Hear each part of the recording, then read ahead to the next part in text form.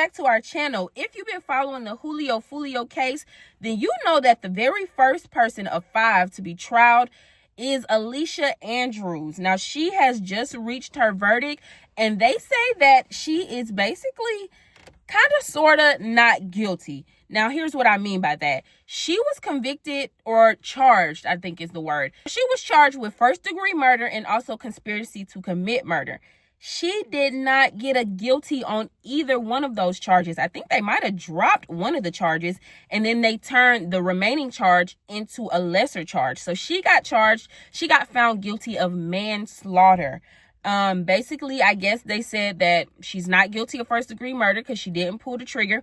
And I guess they said that she's not guilty of conspiracy because the state just couldn't prove without a shadow of a doubt that she knew for a fact that Julio Foolio was going to get murdered. If you followed the case, then you know her defense was basically saying that she went on a out-of-town getaway romantic vacation with her boyfriend. She didn't even know any of the gentlemen that was there. It was her boyfriend, and I think 3 or 4 other guys. Those 3 or 4 other guys are the ones that actually unalived Julio Foolio. I mean, literally pulled the trigger, shot so many rounds into this boy car that it's ridiculous. Now, where was Alicia Andrews while this was going on? Her and her boyfriend, Isaiah Chance, were what they called the surveillance team. So they followed Julio Foolio around the city of Tampa all night during his birthday and all of his birthday celebrations. I mean, they might as well have been celebrating the boy's birthday with him. They went to the club following this boy. They went here, they went there, they went everywhere. Now, I will say, obviously, this is not their first time doing some sort of surveillance like this because they didn't even get caught. They followed this man for the entirety of the night. And Julio Foolio never saw them. Julio Foolio friends never saw them. Nobody even knew that they were being followed. Now, what did they do with this information that they obtained from following him all night? Well, they were in communication with the other 3 or 4 guys. The other 3 or 4 guys are being called the weapons team. The surveillance team is communicating with the weapons team, basically saying he's here, he's there, he's sitting in the passenger seat, aim for the passenger seat, do this, do that, go here, go there.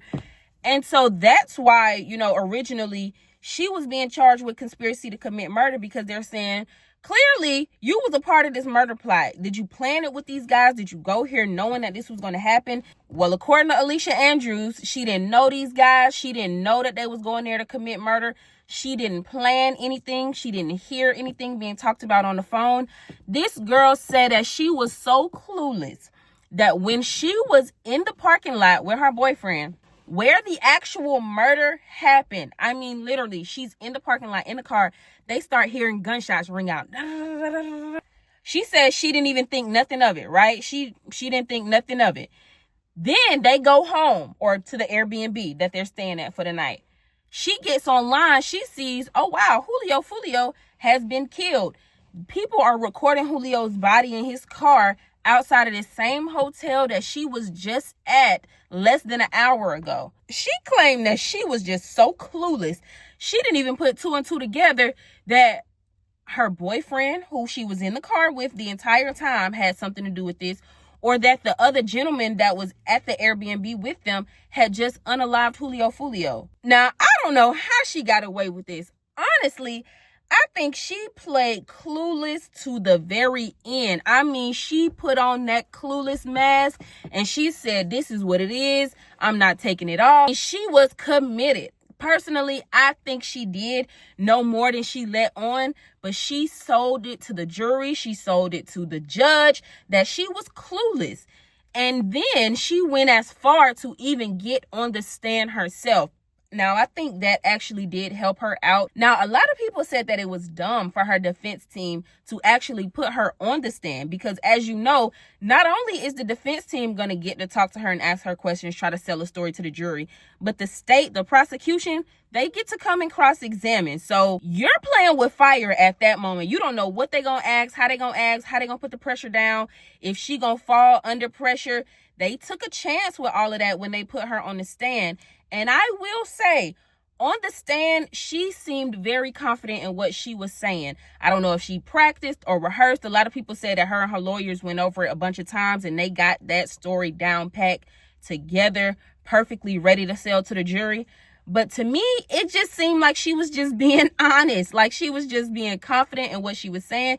Everything they were asking her, she was giving the answer right away. I mean, she didn't even have to stop and think about, no, yes, yep, nope, yep, I did, yep.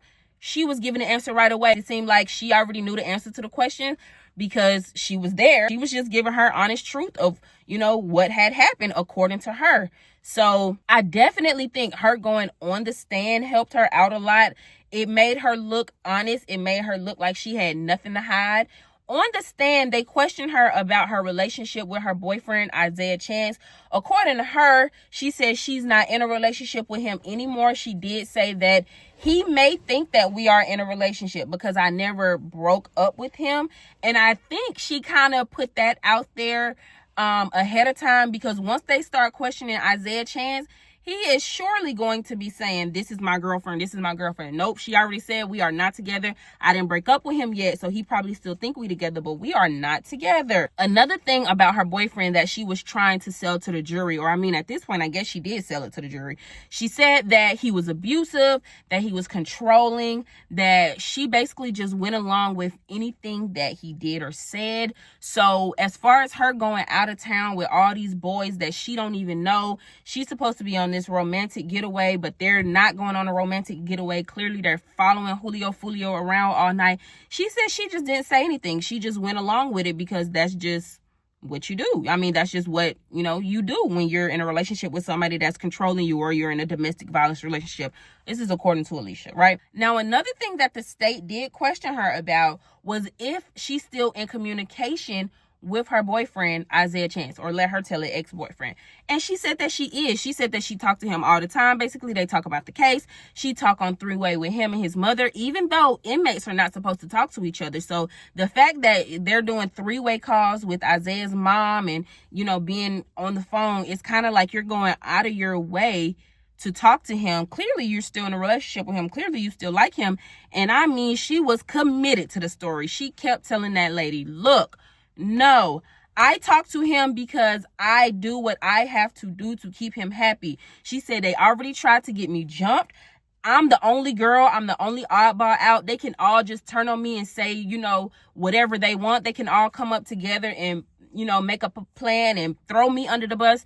I'm not going for none of that. I'm still going to act normal. I was talking to him all the time before we got arrested, so I'm just going to continue to do that. If he calls, I'm going to answer. If he tell me to call, I'm going to call. I don't want to make him suspicious. I don't want to make him nervous. I don't want him to feel like he need to get somebody to come and beat me up. And of course, the state was trying to make it seem like, well, he is locked up. He is in prison or jail or whatever. You are locked up. You are in jail. How can he get somebody to do that? He is locked away. You are safe, locked away. And Alicia Andrews had to tell her, girl, there are ways to go around that. Like, if he really wants something to happen to me, he can have something happen to me. Like I said, they already tried to get her jumped or whatever the case. Like, let's not act like it's just so far-fetched that he can't have her touched or have her beat up or even unalived if it's just, that's that serious to him, which this is something that could be considered that serious.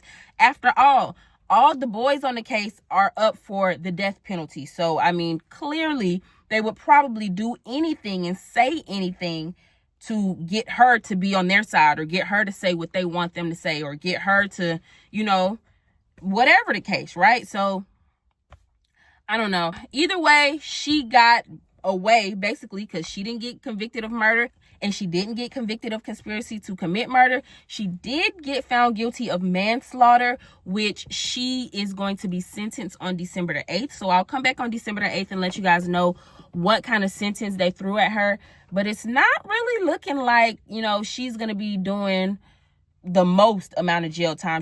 Somebody said something about her possibly getting 10 years. Honestly, I don't even see that happening. For manslaughter, like, I think you can possibly get time served and probation for manslaughter. I don't really know. I'm not going to say 100%, but I will be back on December the 8th just to let you guys know what she was sentenced with. And then I'll follow up with the rest of the gentlemen as they go one by one through their trials. So have you been following the case? Did you think she was going to get off on manslaughter? Did you think she was guilty? Did you think she was innocent? How do you think her defense team did? What about the state? Do you think they asked the right questions? Do you think they had enough evidence? Get in the comments. Let me know your thoughts.